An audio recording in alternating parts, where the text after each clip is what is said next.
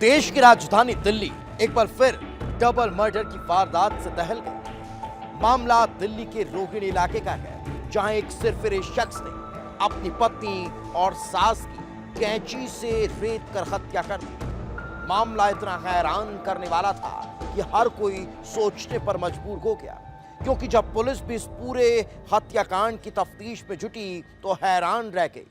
क्योंकि इस हत्या के पीछे की वजह सिर्फ बर्थडे पार्टी में मिले हुए गिफ्ट थे, जिसके पीछे इतनी बड़ी वारदात को अंजाम दे दिया गया। इस रिपोर्ट में देख लीजिए।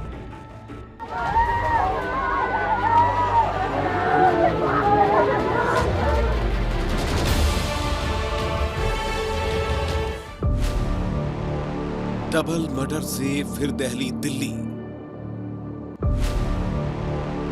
कैंची से पत्नी और सास की हत्या।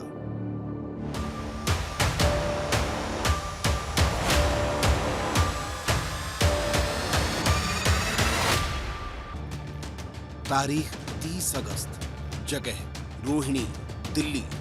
वारदात डबल मर्डर।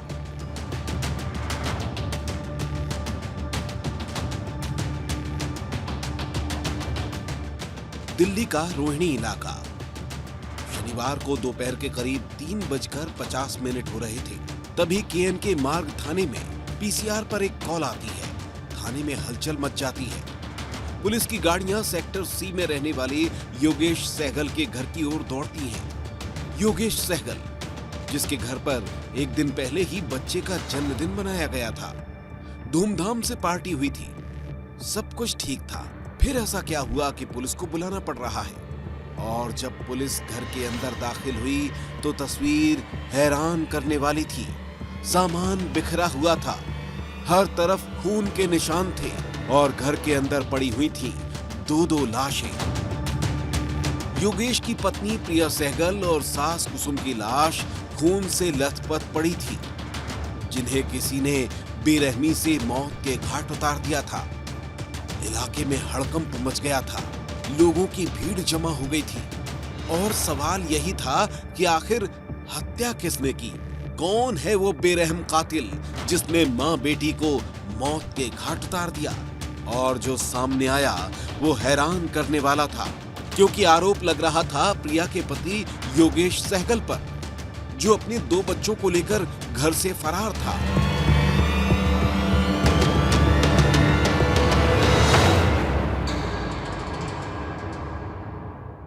अभी 2 दिन पहले मेरे भांजे का बर्थडे था। बर्थडे में हमारे थोड़े रिश्तेदार भी आए थे, वो चले गए, सब हो गया। तो हमारी मम्मी एक दिन और रुक गई थी वहाँ पे। थकावट हो जाती ना पार्टी की, तो मम्मी ने बोला अपनी बहन के बेटी के रुक जाओगे तो कोई दिक्कत थोड़ी ना है। अब सुबह जब मम्मी को कॉल कर रहे हैं ना, तो ना मम्मी फोन उठा रही है, ना मेरी बहन फोन उठा रही है, ना उसके बच्चे, ना जीजा मेरा फोन उठा रहा था, कोई फोन नहीं उठा रहा था। मेरे भाई ने बोला जाकर देख क्या हुआ, तो मैंने वहाँ पर जाकर देखा, तो मैंने देखा गेट के पास थोड़ा ब्लड पड़ा हुआ था।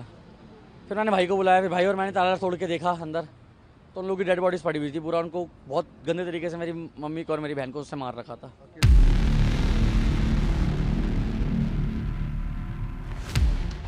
सवाल यही था कि आखिर योगेश ऐसा क्यों करेगा?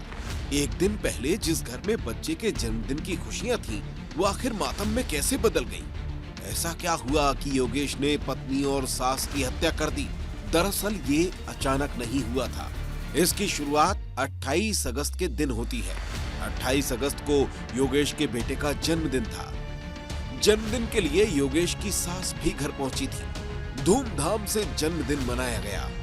योगेश ने 50 से 60 हजार रुपए खर्च भी किए थे। सब कुछ ठीक चल रहा था, पार्टी खत्म हो चुकी थी। इसके बाद बारी आई गिफ्ट देखने की। इसी बीच योगेश की नजर अपनी पत्नी के मायके की तरफ से आए गिफ्ट्स पर पड़ती है। योगेश को लगा खर्च के हिसाब से मायके से गिफ्ट नहीं मिले हैं। बस इसी बात को लेकर पति पत्नी में विवाद हो जाता है। पति पत्नी के बीच विवाद हुआ तो सास कुसुम उस दिन वहीं रुक गई, ताकि मामले को शांत कर सके। प्रिया के भाई घर लौट चुके थे। दूसरे दिन जब प्रिया के भाइयों ने फोन लगाया तो सभी के मोबाइल स्विच ऑफ थे। भाई को चिंता हुई और जब घर जाकर देखा तो उनके होश उड़ गए, क्योंकि प्रिया और कुसुम की हत्या हो चुकी थी और योगेश घर से फरार था, जिसने कैंची से पत्नी और सास पर इतने वार किए कि उन्होंने दम तोड़ दिया। इस कहानी में जो बातें हैरान करने वाली थीं, पहली बात ये कि गिफ्ट का विवाद इतना बढ़ गया कि मामला हत्या तक पहुंच गया। लेकिन उससे भी ज्यादा हैरानी पुलिस को तब हुई जब जिस हथियार से हत्या की गई उसकी छानबीन शुरू हुई। योगेश ने बंदूक, कुल्हाड़ी या कोई और हथियार का इस्तेमाल नहीं किया था, बल्कि घर के किचन में पड़ी कैंची को ही उसने अपना हथियार बना लिया था। ये पुलिस की कल्पना से परे था कि घर में रखी हुई कैंची से भी हत्या की जा सकती है।